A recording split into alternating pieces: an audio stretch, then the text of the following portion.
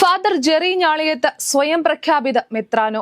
North Paravur saint ജെറമിയൻസ് പള്ളി സ്വതന്ത്ര ഇടവകയോ. ഈ മര്യാദക്കല്ലേ നിന്നെ കൊന്നുകളയോടാന്ന് ഭീഷണിപ്പെടുത്തുകയും ചെയ്യാണ് ജെറി അച്ഛൻ ചെയ്തത്. മനുഷ്യരുടെ ആത്മീയ അടിത്തറ ഉറപ്പാക്കലല്ല ഇദ്ദേഹത്തിന്റെ ലക്ഷ്യം, ഭൗതികമായി നേട്ടങ്ങൾ ആർജിക്കൽ മാത്രമാണ്.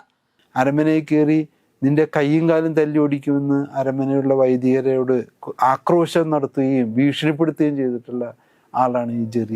ഫാദർ ജെറി ഞാളിയത്ത് സ്വയം പ്രഖ്യാപിത മെത്രാനോ. നോർത്ത് പറവൂർ സെന്റ് ജെറമിയൻസ് പള്ളി സ്വതന്ത്ര ഇടവകയോ. സഭയുടെ പ്രതിനിധികളാണ് ഇടവകയിലെ വൈദികർ.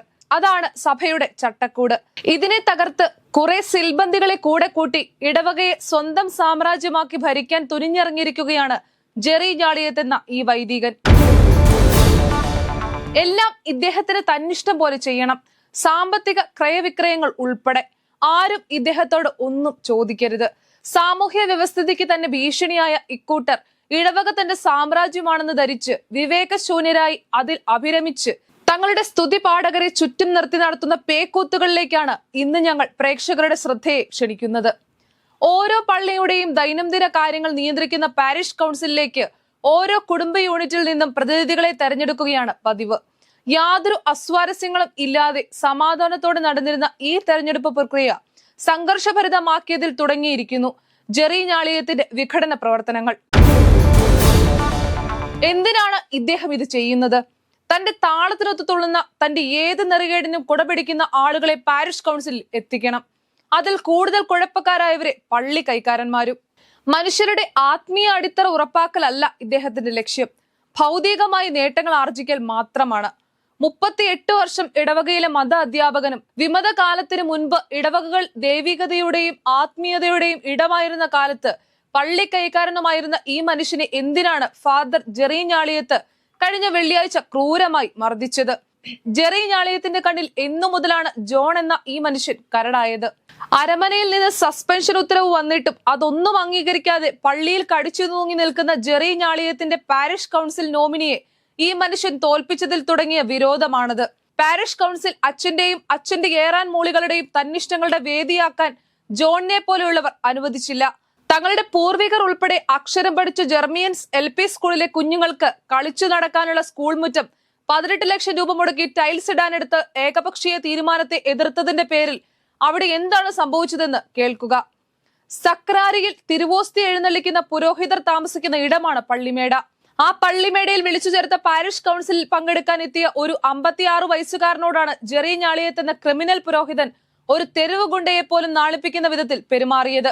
ജോൺ ബോൾപി എന്ന വ്യക്തിയെ കുറ്റപ്പെടുത്തി സംസാരിക്കുക അല്ലല്ലോ എന്റെ രീതി എന്ന് പറഞ്ഞപ്പോൾ ഈ വിമത വൈദികനായ ഈ ജെറി അച്ഛനും സിജോ കൂട്ടാല എന്ന പാരിഷ് കൗൺസിൽ മെമ്പറും കുരുവിള മാഞ്ഞരൻ എന്ന പാരിഷ് കൗൺസിലും ഇപ്പോൾ സ്വതന്ത്ര ഇടവകയിലെ കൈക്കാരനായ വിനു മണ്ണവത്തും കൂടി എന്നെ പാരിഷ് കൗൺസിലിൽ നിന്ന് ബലമായിട്ട് കൈക്ക് പിടിച്ചും കഴുത്തിന് കുത്തിപ്പിടിച്ചും പാരിഷ് കൗൺസിൽ ഇറങ്ങിപ്പോടാ എന്ന് പറഞ്ഞുകൊണ്ട് എന്നെ പുറത്താക്കിയത്. അതിൻ്റെ വരാന്തയിൽ വരെ എന്നെ പിടിച്ചു വലിച്ചഴിച്ചു കൊണ്ടുപോയവർ. വരാന്തയിൽ എത്തിക്കഴിഞ്ഞപ്പോൾ ഈ വിനു മണ്ണകത്ത് ഒരു വടിയെടുത്ത് എന്നെ അടിച്ചു. അടി എൻ്റെ ഈ വലത് കൈയുടെ ഭാഗത്താണ് കൊണ്ടത്.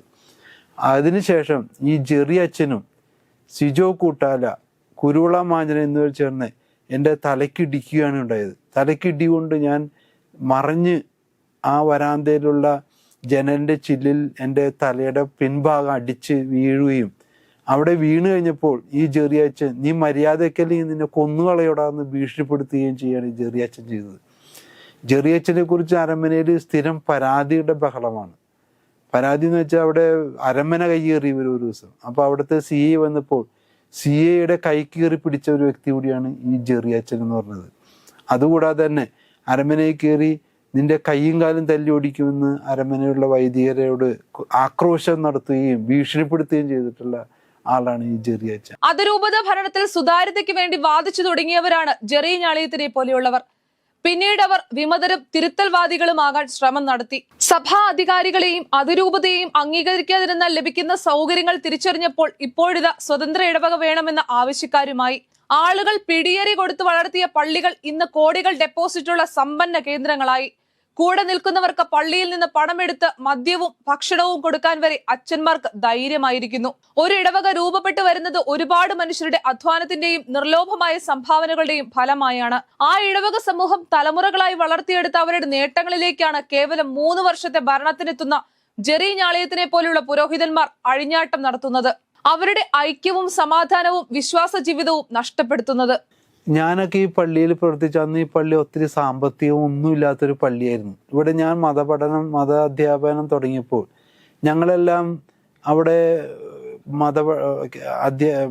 കുട്ടികളെ മതപഠനം പഠിപ്പിച്ചതിന് ശേഷം ഞങ്ങളൊക്കെ ആ പൈപ്പിൽ നിന്നുള്ള പച്ചവെള്ളം കുടിച്ചിട്ട് ഞങ്ങൾ പോയിരുന്നു. അങ്ങനെ ഞങ്ങൾക്ക് ഒരു നാരങ്ങ വെള്ളം തരാൻ പോലും ഈ പള്ളിക്ക് സാമ്പത്തിക ശേഷി ഉണ്ടായിരുന്നില്ല അന്നത്തെ കാലഘട്ടത്തിൽ. ഇതുകൂടാതെ ഈ പള്ളിയുടെ കിഴക്കുവശം കാണുന്ന ആ ഒരു വഴി ഉണ്ടാക്കിയത് എൻ്റെ അപ്പച്ചനാണ്. ആ വഴി ഉണ്ടാക്കിയത്. അതിനാണ് ആ വഴിക്ക് പാത്തിവിളങ്ങ റോഡ് എന്ന പേരിട്ടത്. അപ്പോൾ ഇതെല്ലാം പള്ളിക്ക് വേണ്ടി ഞങ്ങളുടെ മാതാപിതാക്കന്മാർ ചെയ്ത സംഭാവനകളാണ്.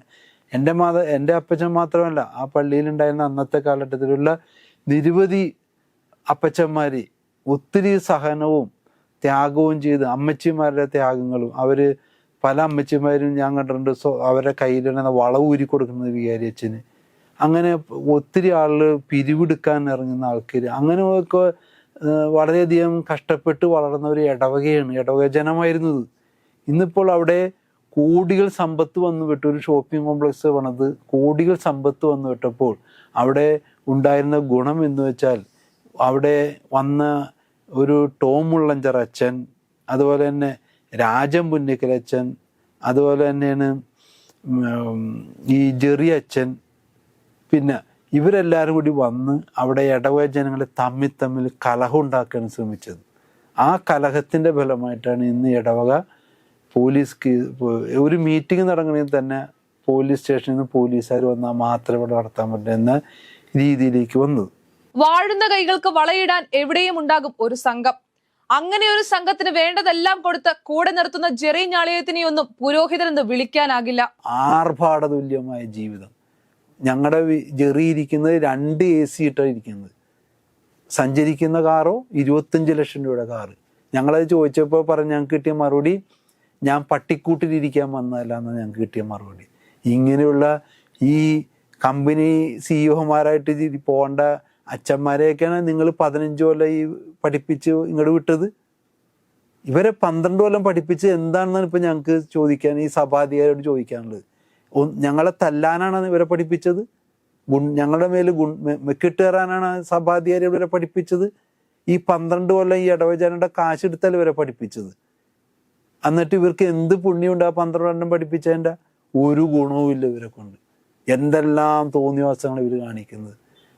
ഗുരുവിനെ തന്നെ ഒറ്റുകൊടുക്കുകയാണ്. ഗുരുവിനെ, ആശാനെ തന്നെ തല്ലുകയാണ് ഇവര് എന്തിനാണ് ഈ 12 കൊല്ലം പഠിപ്പിച്ചത്? ഇതിനേക്കാൾ നല്ല റോബോട്ടിനെ പഠിപ്പിച്ച റോബോട്ടോ ക്യാമറ ഇതിനൊക്കെ നല്ല പ്രാർത്ഥന എല്ലാം ചൊല്ലും. ഇവരൊക്കെ സസ്പെൻഡ് ചെയ്യുക, സഭയെ ശുദ്ധീകരിക്കുക, അങ്ങനെ സഭയിലെ വിശ്വാസം വീണ്ടെടുക്കുക. ശ്രദ്ധിക്കുക, വിശ്വാസികൾ പരസ്യമായും പ്രതികരിച്ചു തുടങ്ങി. ഈ കള്ളനാണയങ്ങൾക്കെതിരെയുള്ള പ്രതിഷേധ അഗ്നിയായി, ശുദ്ധീകരണമായി ഇത് മാറട്ടെ. നമ്മൾ പോരാട്ടം തുടരും.